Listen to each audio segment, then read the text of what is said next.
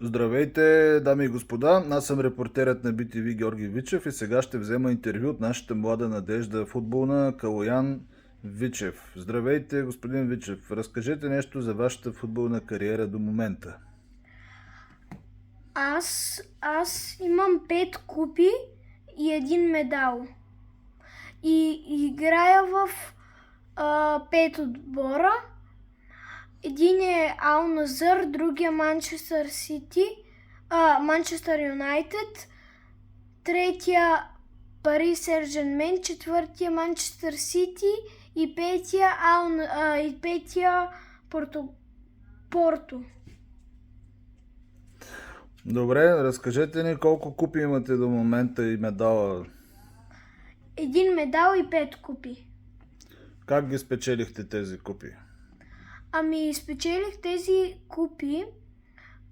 Първата я спечелих срещу баща ми, втората я спечелих срещу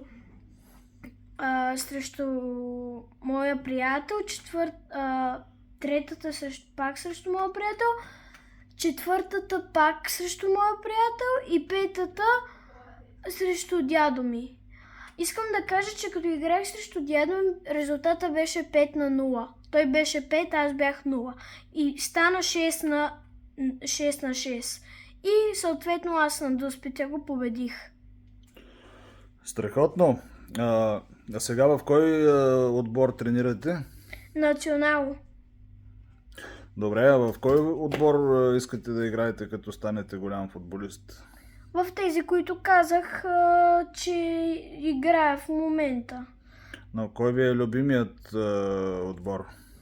Любимият ми отбор от тези е Манчестър Юнайтед.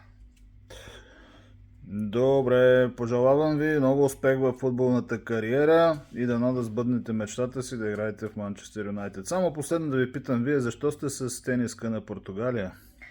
Защото играе в Порто. Добре. Окей, за BTV новините Георги Вичев. До скоро.